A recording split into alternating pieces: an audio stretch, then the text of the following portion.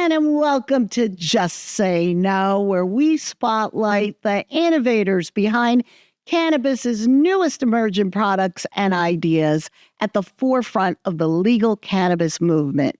Join me on my quest to uncover everything you need to know about cannabis, but we're never told, from what it is to how it works.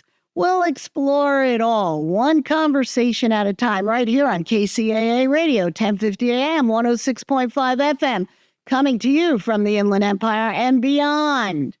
I'm your host, Maria Calabrese, and today we're going to explore how cannabis and fine wines are surprisingly similar, yet offer uniquely different ways to unwind and connect. We're also going to unpack why low-dose THC products can be a game changer when it comes to creating joyful, stress-free moments, especially during special occasions.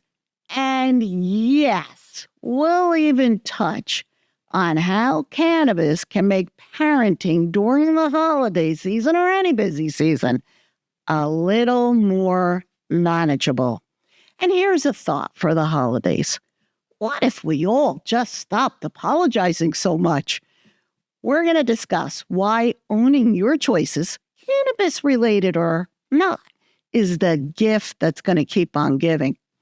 Joining me today is Liz Rodrigo, the visionary founder of Cali Lily, a luxury cannabis edible line. Liz holds the unique distinction of being part of the small yet powerful group of female founders representing only 20% of funded companies. While women have made historical strides, much like the cannabis industry, there's still a lot of work to do and a long way to go. Liz is going to share her passion for refined experiences and empowering women to enhance their lives with cannabis unapologetically. Whether you're a consumer looking for answers, a canna mom looking for support, or a budding female founder seeking inspiration, this conversation matters because it affects us all. So get cozy, but not too cozy if you're driving, and get ready for a lively conversation that'll inspire you to rethink, recharge, and of course, know cannabis and maybe even yourself a little better. Because what we've seen take place in the cannabis industry over the past several years has been the most rapid transformation of any sector. By 2020, Bank of America and Merrill Lynch estimate that will grow to $35 billion.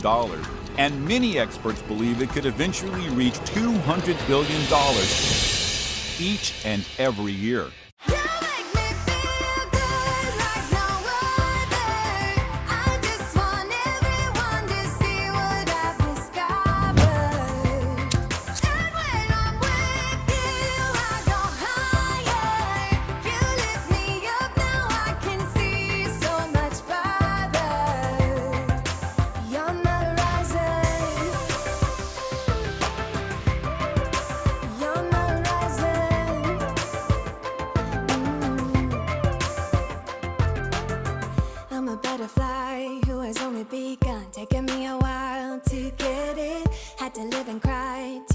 Life and what you give is worth it. When you're holding me, when you hold me so close, I want further in under your skin.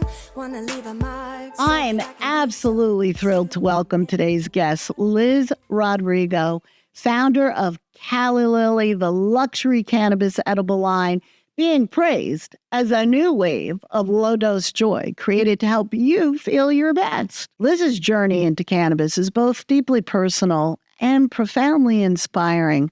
Her connection to the plant began during one of life's hardest moments, helping her mother through her battle with breast cancer as a teenager. Witnessing firsthand how cannabis eased her mother's suffering left Liz with an unshakable belief in its healing potential. Now, a mother herself, raising a spirited toddler, Liz has brought her passion and expertise full circle with Cali Lily, designed with intention and care. Featuring low-dose 5 milligram servings, Cali Lily products Now, get this, because this is what got me.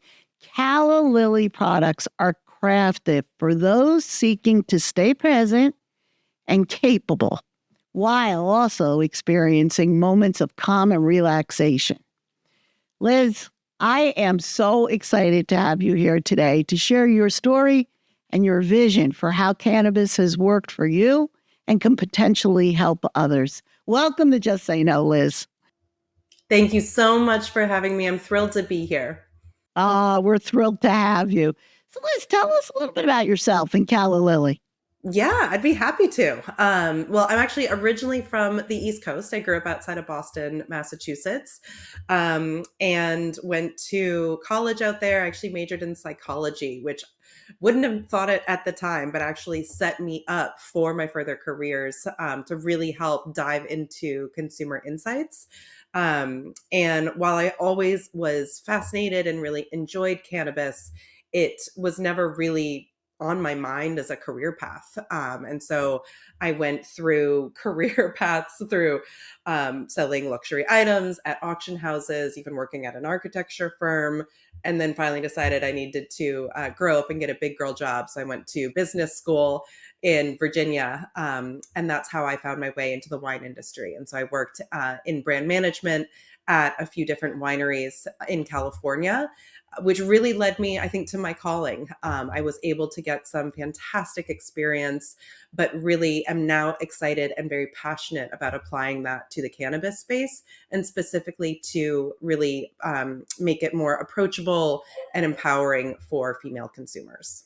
I actually went to Boston University, undergrad and graduate, grew up on the East Coast too, Jersey girl, but Boston, that's where my heart lives. You're also familiar with the East Coast winters.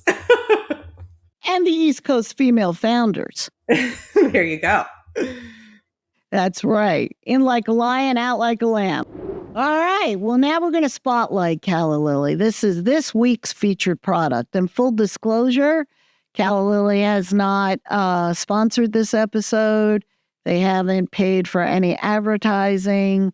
This is purely because I found the product, I met the founder, and I want to put well-meaning brands together with consumers looking for products that are going to enhance their life. And you should only support trustworthy brands. You should know who is behind the brand. How is it manufactured? So Liz, using Calla Lily as our featured product, what is it on the Calla Lily packaging, ingredients, all the things that should draw someone to it? Yeah. I mean, I think like other industries or, other sectors of consumption, I think look for a brand that resonates with you, look for a brand that is checking the boxes in terms of the ingredients or, manufacturing practices and things like that. That work for you. And with dosage, if you're a newer consumer, look for a lower dose, look for something that you can cut in half or something like that that's going to make the experience more enjoyable for you, and just find something that's going to work for you. And for Calla Lily, like I said, like we're very focused on the ingredients. We were very considerate when we were choosing a manufacturer of who we wanted to work with, and someone that was going to produce something really high quality, but also consistent in the effects, which is something that, certainly I don't think is as prevalent now, but in the past, inconsistency was something that was a big issue for consumers when it came to edibles. But we're really proud of the product that we've made and so excited to share it with consumers in California. We've gotten some really amazing feedback that has made me and blush and my heart feel really warm. But people have said it provides a really beautiful mouthfeel experience for the texture and the flavor, that it can be a moment of luxury and kind of creating that ritual for someone, whether it be at the end of the day or, for sleep. We have a gummy that's really beautiful and helping you sleep, and can have the jar on your bedside table, and something to enjoy right before you go to sleep. But the experience particularly in the feeling that it provides, people call a beautiful elevation, which I think is such, really captures the feeling in a really great way. And it's a moment of intentional luxury. So allowing yourself a product that can be a moment of self-care, a moment of, enjoyment, relaxation, or connection without necessarily worrying about waking up hungover or not getting a good night's sleep. But it's taking care of yourself and doing so in a way that you don't have to apologize for is really, everything that we're looking for here at Cal Lily. Yes, and I have to say, I did sample the dozing off. Now, I haven't taken a lot of THC or CBD gummies. I'm not a big gummy candy fan. I wouldn't even call it a gummy. I don't even know what to call it. The mouthfeel was incredible from the moment it touched my tongue to the moment I bit into it. What do you use to sweeten it? It was just the flavor was unparalleled. Yeah, I mean, it's just there is sugar in there. It's not, a zero sugar element by any means, but also important to remember the goal is to only take, one or two or half or something like that. So I had to keep reminding myself during our, development stage, the goal isn't for someone to keep popping a million of these. It's so, we're not too concerned with, like you said before, it doesn't need to have artificial sweeteners or something in there. I wanted it to be as natural as possible. The flavor, but what got me was the texture. My mother-in-law was in assisted living.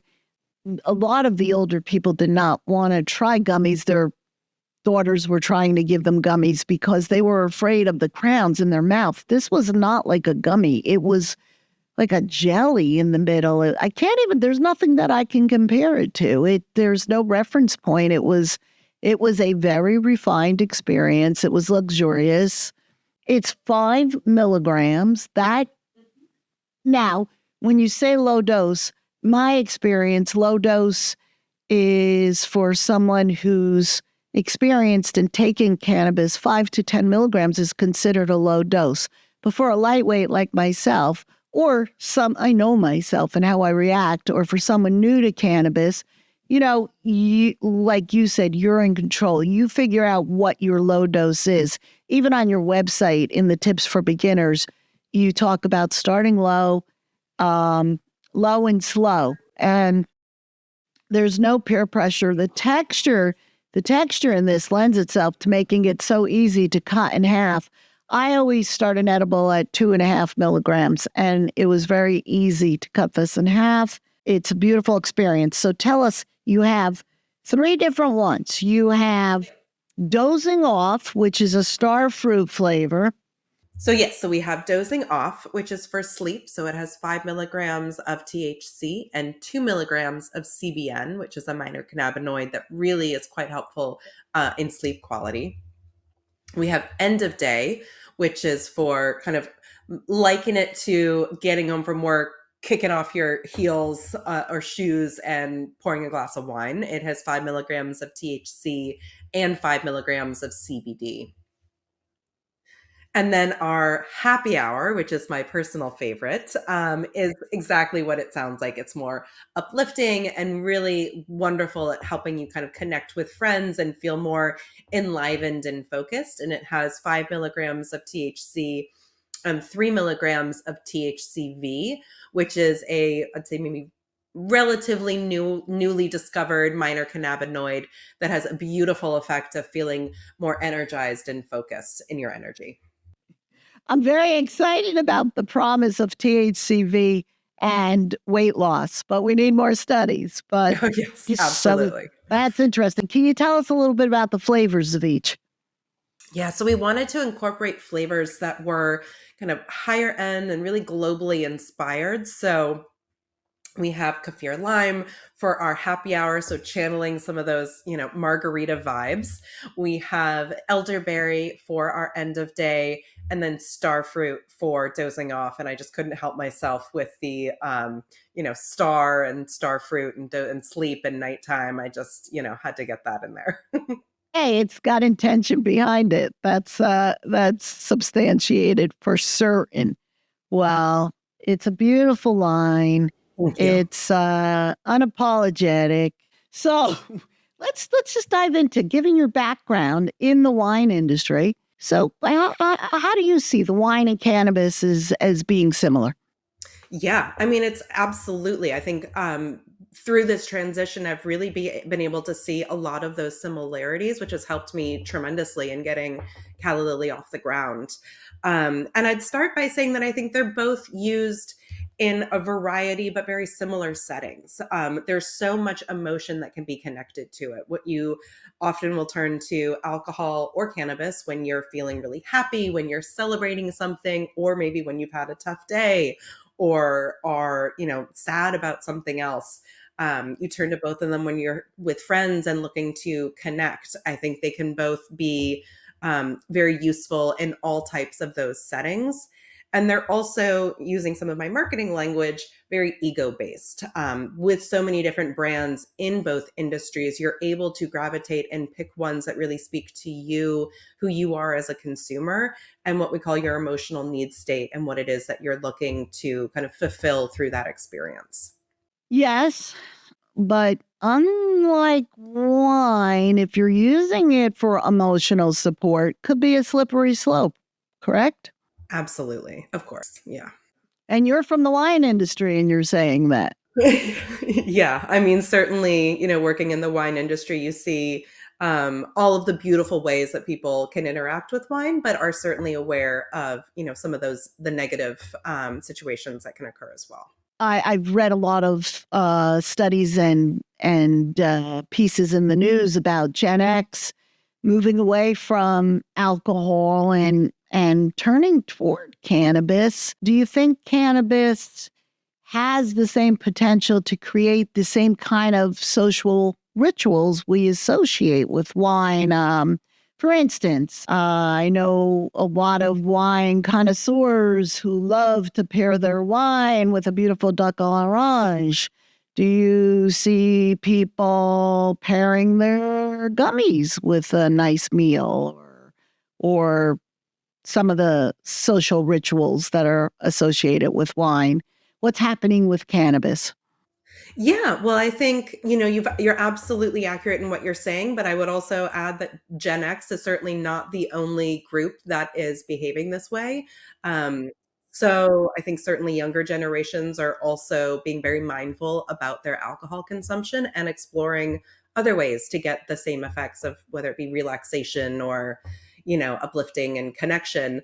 But to answer your question, I think absolutely. I think finding rituals that work for you. I mean, a lot of people will talk about their skincare rituals or their sleep rituals to help set them up for that. I think a lot of people now are finding their rituals, whether replacing that, end of day glass of wine with a gummy.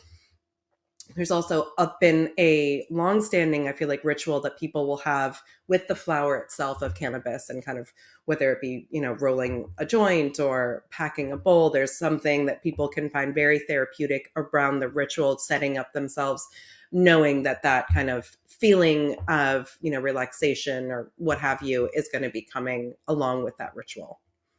It's exciting, and these new forms and ways of consumption are very, very exciting. How would you say the sensory experience of wine and cannabis compare? I know they always say in wine and in cannabis, the nose knows. So, particularly in how they engage our taste or our smell or our mood, a lot of people have been socialized with the rituals of wine, so they know what their limits are. Could you talk a little bit about the onset and the duration for edibles or gummies? Yeah, absolutely. I mean, I think it's certainly very different if it's when you're comparing edibles to wine, a very different sensory experience, because you're going to take, maybe one or two gummies, whatever your preference is. So the actual consumption part of it will be much shorter, but certainly there is going to be flavor and texture, and a mouthfeel that comes along with the eating of the edible.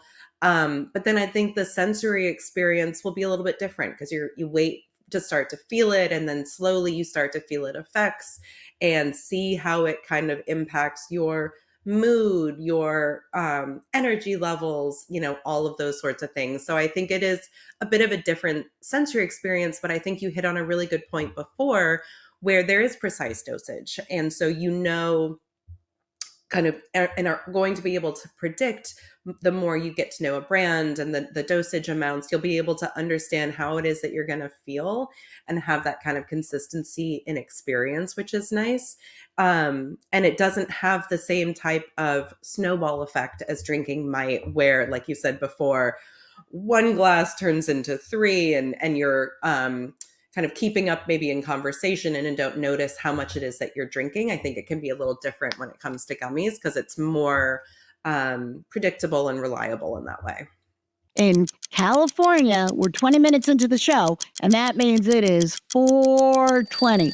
And what better thing to do or offer on 4:20 than to drop a knowledge bomb? We have a little segment, Liz, called Quick Hits, and I'm going to put you on the hot seat. I'm going to put you on the spot. 4:20. Can you drop a knowledge bomb for us? Can you give us a quick hit? Thank you, Maria. Yeah, no, I'm so excited. And in honor of this and in honor of this season, if you're listening to this in December during the holidays, my tip today goes out to all the other Canna moms out there. I don't know about you, but my to-do list has been growing by the minute. And my tip for you today is just to make sure, and this might sound like, duh, please prioritize your self-care. And during the holidays, double up. A lot of times, a lot of the magic falls on our shoulders, and I don't want you to forget to make magic for yourself. So whether it is taking a cannabis-infused bath, a regular bath, having a gummy, or whatever you need to do to make sure that you're checking in with yourself and taking care of yourself this season, or whenever. This applies throughout the entire year. Just know that the more that you take care of yourself and show up for yourself, the better and more able you'll be able to take care of and show up and bring the magic for everyone else around you. So, Canna moms, just take 5 minutes for yourself today. I love that. And I love that you didn't just say to do it and you gave them a very doable goal that will be tolerable. Start by taking 5 minutes for yourself. I love that. Liz, could you just share with us a couple of the things that you do in addition to taking 5 minutes for yourself? Yeah, I try to work out almost every day, even if it's just like a 15-minute spin class on my Peloton. I find that for me, that exercise, going for a walk, 15-minute stretching, whatever it is, just allows me to kind of recenter and feel a little bit better in my own body, in my mind, all of that. So I exercise a lot. I take a lot of baths. I'm a big bath person. And whether I'd say the other thing that I do that my husband always makes fun of me for, I play a lot of games on my iPad. So that's kind of how at night I will, and my godmother always, hits me up with the latest and greatest games. But just playing a game on my iPad, even if it's like 5 or 10 minutes, brings me joy, distracts me, and allows me to just have fun for myself for 10, 15 minutes. I love it. And it's such great advice. It's a great tip and it's a great knowledge bomb because what I take away from it is I'm seeing a theme here. I love that you have low dose gummies and your goals are doable. We don't have to overdo it. It's about finding balance. I love that you said 15 minutes a day, maybe on the Peloton, because when I hear anything in excess of 15 minutes, I'm out of here. It's overwhelming to me when I hear you have to do it 30 minutes. And I love the self-soothing. I love the baths. And I'm a Candy Crush girl. So maybe we will connect. And I will say, being new to cannabis, I did get addicted to video games, but I've never felt an addictive reaction to cannabis. Go figure. All I would right. agree with that. Right? Right? Absolutely, absolutely. Now, when we were talking about the different ways to consume cannabis or the different social rituals compared to wine, wine's used to wind down or try to feel a little less social anxiety, maybe in a social setting, so that you could connect. But it seems that cannabis compared to wine is more versatile. Can you speak a little bit about that? Yeah, absolutely. I think you hit it on the nose in that there's so many different types of occasions or different types of feelings that cannabis can elicit. And I think for me, the biggest thing is that there's a little bit more of a lightness or a softness to the effect or the experience than I often get with alcohol. But I think you can have it when you are looking to relax. You can have it when you want to be creative and maybe do some kinds of art projects, or if you need to be focused and uplifted, if you're like going to be cleaning the house or something like that. Like it can, there's so many different types of strains and minor cannabinoids now. There's so many different types of effects that you can experience. So I think there is a wonderful versatility in that for cannabis. And I think the other thing is there's not as much or maybe no of the pretentiousness that can sometimes come along with wine. That's certainly not saying that it's always there, but I do think that that's a connotation that a lot of people associate with wine. And you can have, certainly I've had friends that have opened very expensive bottles around me and are describing the smells or the aromas and the flavors that they're getting, and I'm like, yeah, sure, cracked leather, yeah, I'm getting that too. You taste the crack leather, right? Yeah. You got that, didn't you? Yeah. Oh my God, that's such an incredible point. Backtracking a little bit, there's the versatility that the cannabis affords is there's so many different intentions behind it, and it offers there's something for everybody. Whereas wine is usually with a meal or for celebration, but all the different reasons you could the versatility of the plant in terms of taking it medicinally or adult use or for creativity or for wellness or as part of a self-care routine. And it comes in so many different forms. But yeah, that's really funny. I have to tell you, I'm new to this. I'm completely new to cannabis. And I Welcome. am, thank you. And please, let's if we have any control over the way this market evolves, let's try not to have cannabis snobs. I don't think we're ever going to have cannabis snobs. You crack me up about the wine snobs. I could tell you being new to it. See, the first thing you said to me was welcome. It's welcoming. I walk into a dispensary. I'm not asked about did I taste the cracked leather or did I feel empowered. I think you're absolutely right in that it is, and maybe it's because we're still, kind of coming out of prohibition, and there's many different people that are trying to bring awareness and break some of the stigma that does exist in the cannabis space. But I've found it to be a very welcoming space. Everyone being willing to help you or introduce you to new people, or talk to you or answer questions that you might feel dumb asking because you're just not as in the know. But I think, punchline for your show, didn't even mean that, but no, I found that it's very much everyone is focused on a rising tide lifts all boats, and how do we just kind of help each other to bring out more education and talk about this beautiful plant. Yeah, it's very, very inclusive and comes from a spirit of just helping you have your need met. Both have a learning curve, but flavor profiles, potency, effects. How can people new to cannabis approach it with the same kind of curiosity and enjoyment that they do with wine?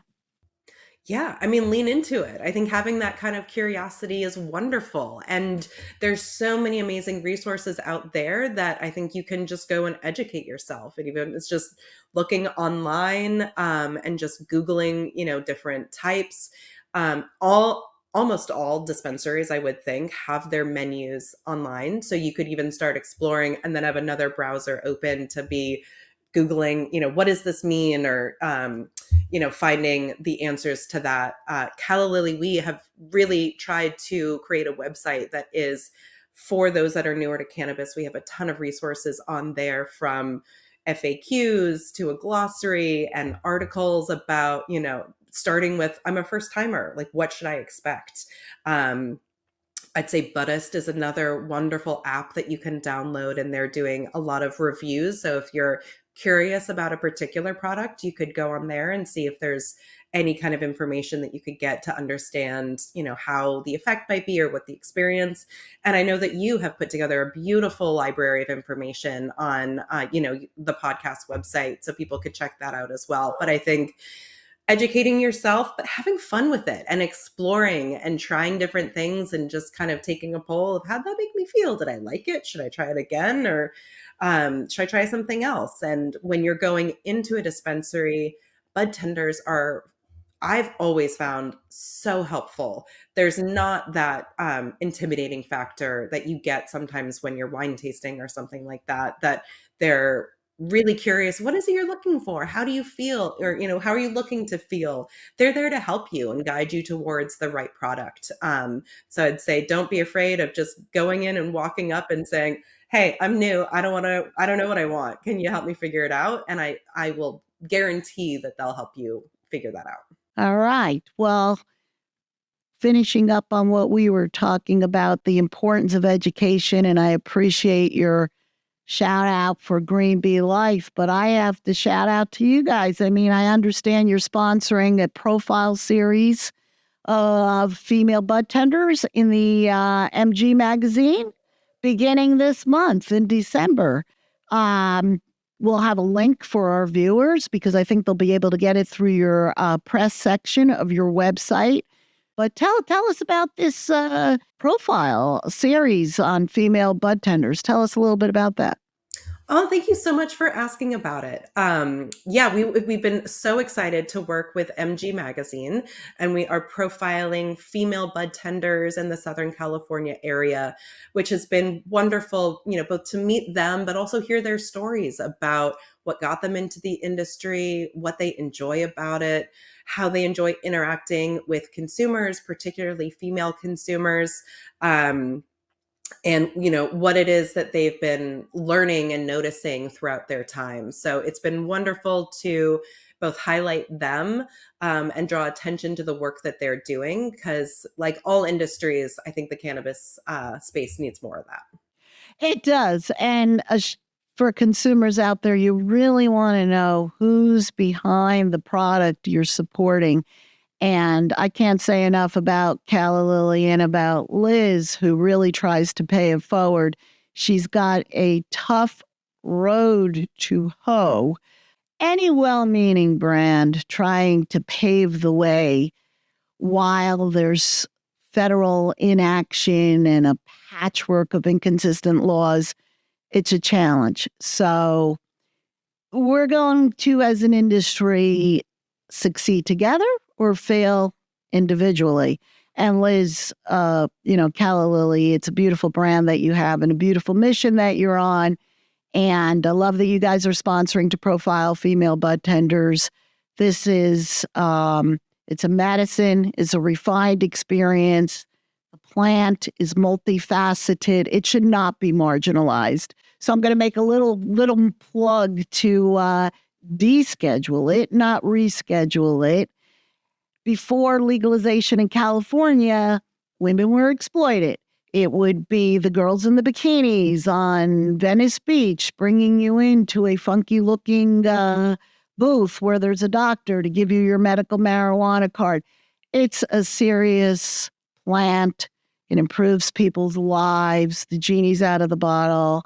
And so women need to be empowered and not exploited the way they were. So I love that you're profiling. It's you have a new wave of cannabis in your innovative product, but there's a new wave of bud tenders, and there's a new wave of respect for the women going into those roles. Liz, I agree with you about holiday stress. For me, it often feels like I'm trying to run a marathon in flip-flops. And a great deal of the season's magic, as you mentioned, falls to all of our mothers and wives out there.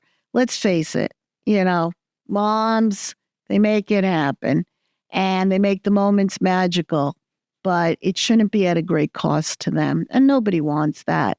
So, how can low dose THC products help create a more relaxed and balanced holiday mood or mood in general? Why low dose THC gummies?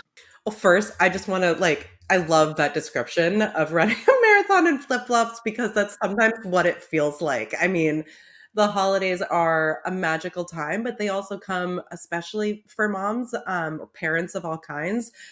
It comes with a lot of pressure and a long to-do list, as do many other times throughout the year as well. But like you said, I think there's a lot that falls on our shoulders to take care of this time of year. And I think low dose THC products can be such a beautiful pairing because, like I said earlier in the podcast, they can add a feeling of lightness or softness around some of the stress that tends to come, with life any time of the year, but particularly the holidays. And I think there's many different ways that you can integrate them into the life, the day to day. So you could have one before setting off to cook a big family meal. You could have one before doing a big, gift wrapping marathon and put on some of your favorite music. But I think that there's a way that you still feel in control while also just having like the softening of the edges or a lift of some of that stress that you can kind of feel that, not everything's going to get done and I have to go run and do this. It just makes you feel like, yeah, I got this and I'm going to have fun while I do it. So I think that it's a beautiful way having low dose edibles to still tackle everything on your list, but do it with just a different feeling and a more of a lightness and a sense of if I'm going to have all of this to do, I can at least do it while I'm feeling better and have fun with it. I love that you're crushing the stigma because it's prevalent, and many people outside of the cannabis community still believe it's about chasing a high. And, there's nothing wrong with that. There's a time and place for everything. But like wine, it's not, you can't reduce it to spring break, drinking out of a box, waking up on the side of a street on a curb. I don't mean to bash spring break, but that is, anything could be used responsibly or not. And just because in cases where wine is misused, I love this conversation and I love speaking with you. And I love that you're bringing the potential for low dose. And as you said, it's a versatile plant. There's so many different uses, right? And applications. And it's not just about, getting completely and totally disoriented. So it's a huge thing to point out because I think that there's a concern or a stigma that if I use cannabis, I'm going to be out of control or I'm going to be so high that I can't get off the couch. And I think that it's really important for people to know that low dose gummies aren't going to make you feel that way. You're still going to be completely in control, and you can start off with just like a nibble of a gummy and take it from there as your comfort level allows. But you can make it work for you.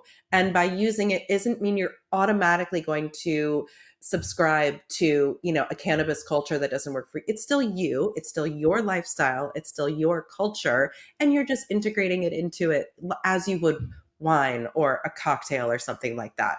Amen. The first time I spoke to you, I was hooked when you explained it as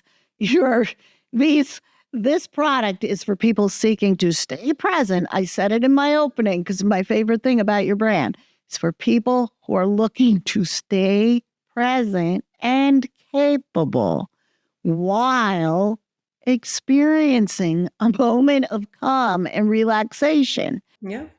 Absolutely. And I think it also brings about a more openness. Like there's when you're connecting with other people, whether it be family or friends, I think that there's just this different feeling that you get. I've never seen someone, using cannabis get really angry or really violent. I have seen that sometimes with people that are drinking. So um, just something to think about.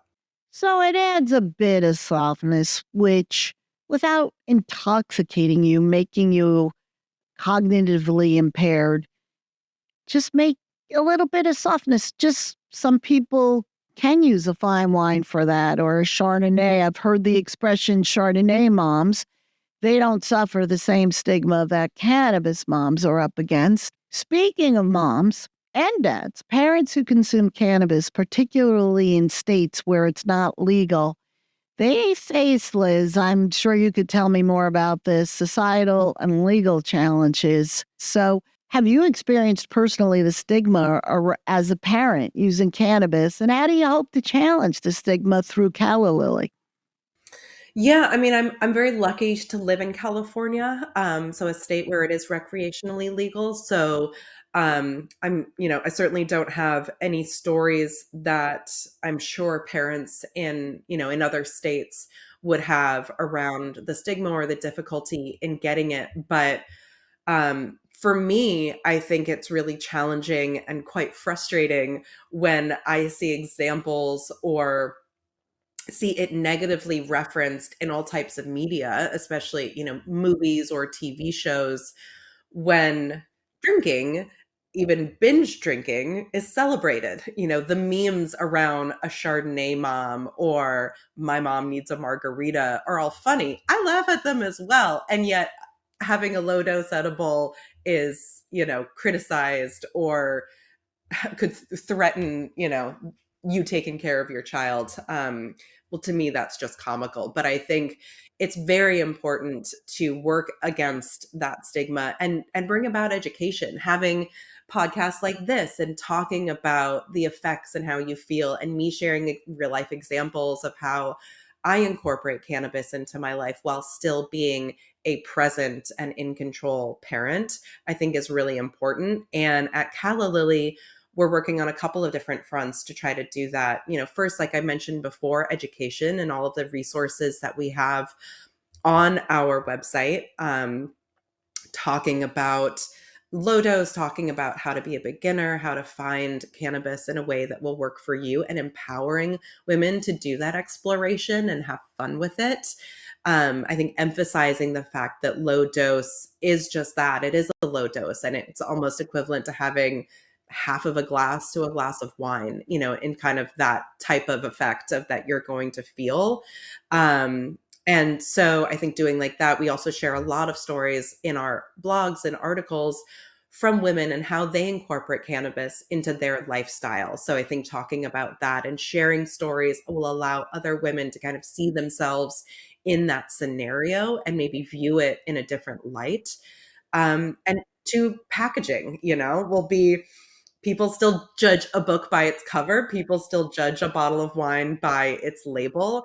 And so bringing a brand to the marketplace that looks and feels elevated and has a beautiful, package to it with a glass jar inside, we're creating an experience, and we're creating a luxury experience and something that can feel beautiful and elevated in someone's life, and mirror that of other products that are already in their repertoire. I think also having that with the brand works to break some of that stigma as well. So, yeah, I agree with everything you said, and I applaud you. You're brave. You're brave. You're brave to come on the podcast. Yes, you're lucky to live in California, but we can't forget, guys, it's still federally illegal. Now, hopefully it will be rescheduled, needs to be descheduled, because there are legal challenges and moms do face in states where it's not legal.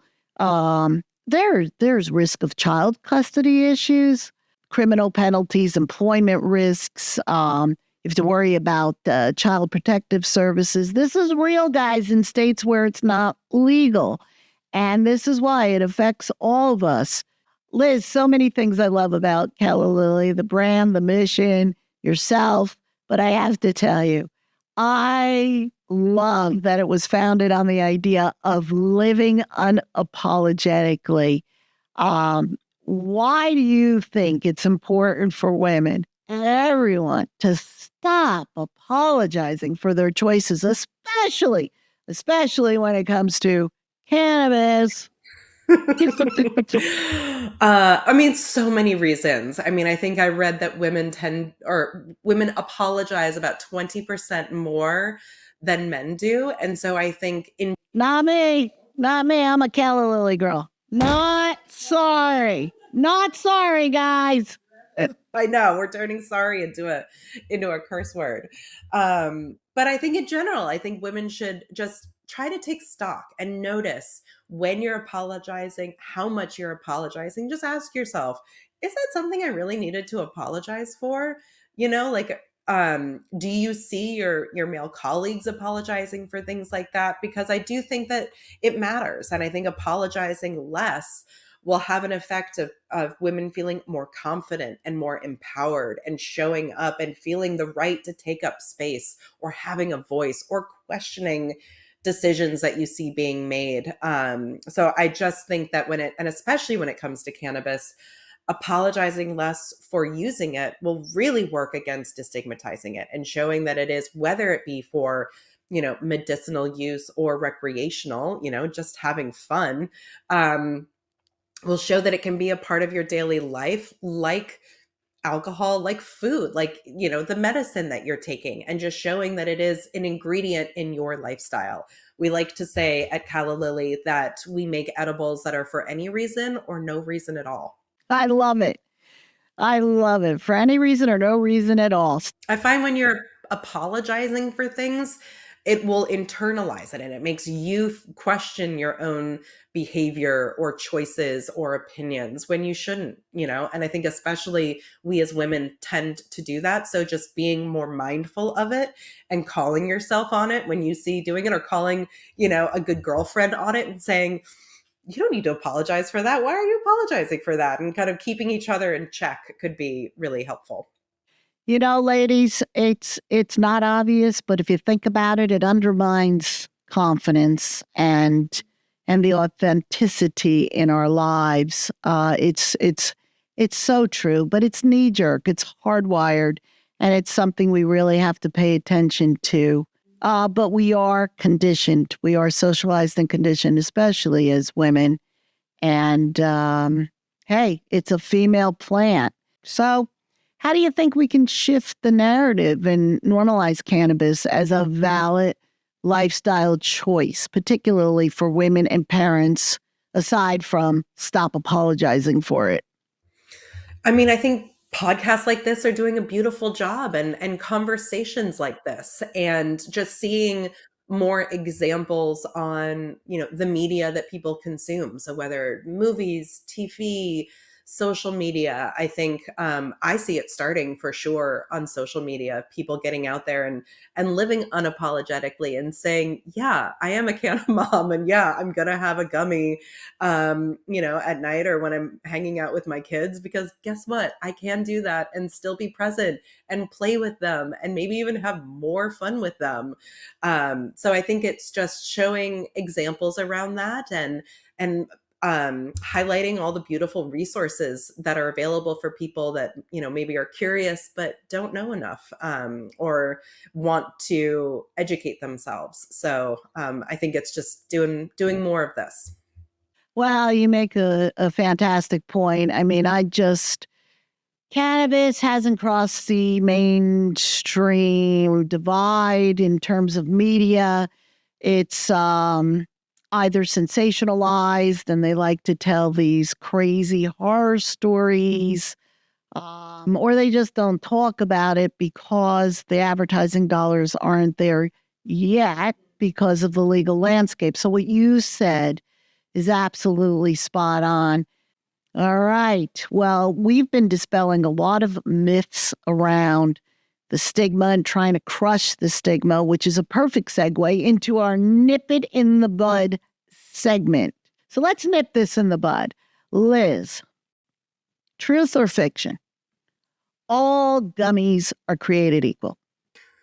Fiction. I was so excited to come on and be able to talk about this because, in no sense are all of the gummies or edibles out there created equal. And I think it's so important for consumers to know that and to know what to look for.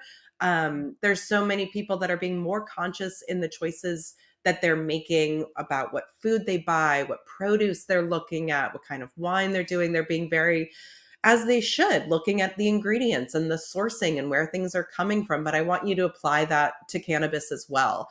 And I think a lot of times, some of the big brands that are out there are mass producing these gummies and they're using cannabis inputs that are distillate, but they're made with the use of solvents. And so the gummies that you're getting do still have trace amounts of those solvents, like butane in there. And so knowing that and just having more of an understanding of what broad market gummies are made of will help you make purposeful choices. And speaking for us at Calla Lily, of course, I can really only speak specifically to what we're doing. We were very particular about the inputs that we were using.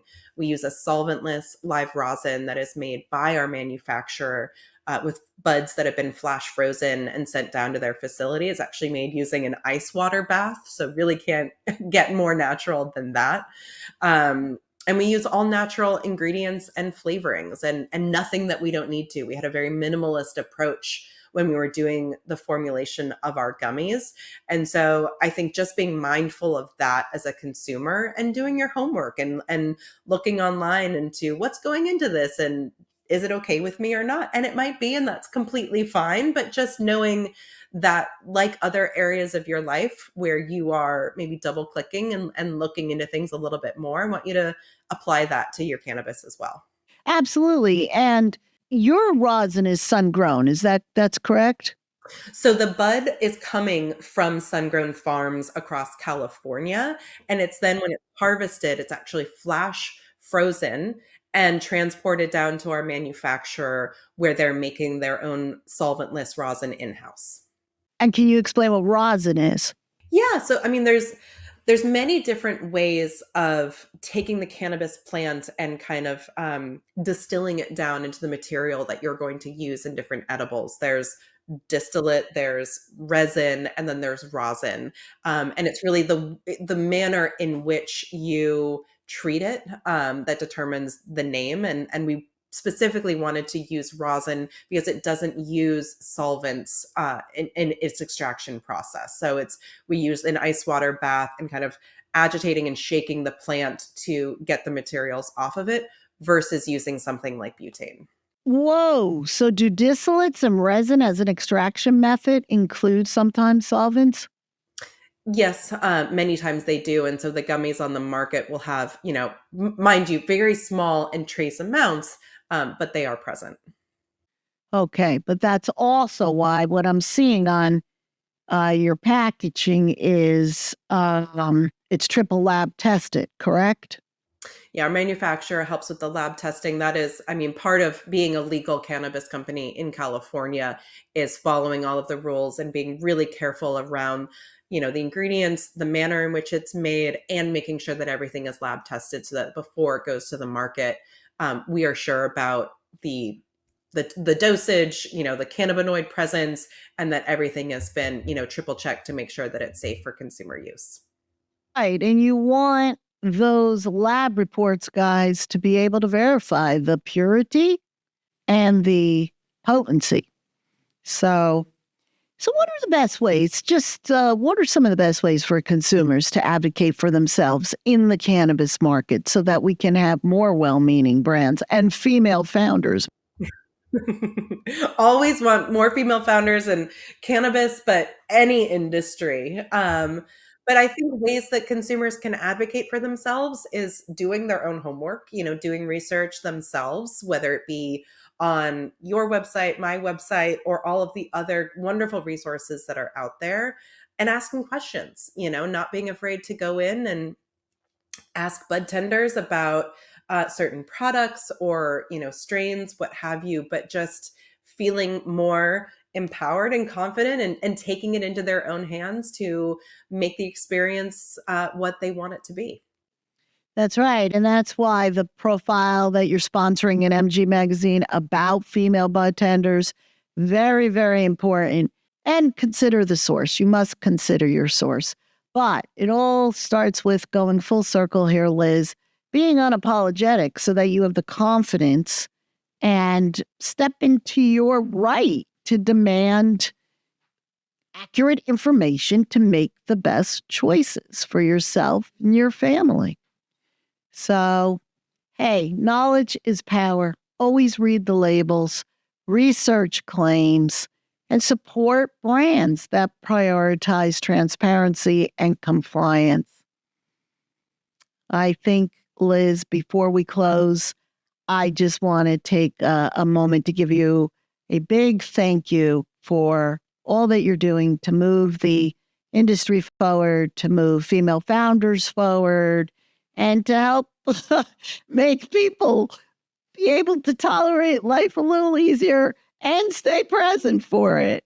Well, thank you so much, Maria. It's that it means so much coming from you. It's truly been my pleasure to talk with you about the brand and about how more women can make cannabis work for them. Yes, and I just love how you are out there sharing your story, which is so inspiring. And from exploring the parallels between wine and cannabis to learning how low-dose THC can transform the stress of the holiday season or any season that's overwhelming into moments of calm. Liz has truly shown us the power of living unapologetically and embracing cannabis with confidence. As we head into the holiday season, let's take her advice to heart, guys. Whether it's finding balance, staying present, or letting go of unnecessary apologies, we all deserve to approach life and cannabis with intention and joy. Next week, we're going to dive into an equally fascinating topic with our guest, Seth Rutherford from 253 Pharmacy.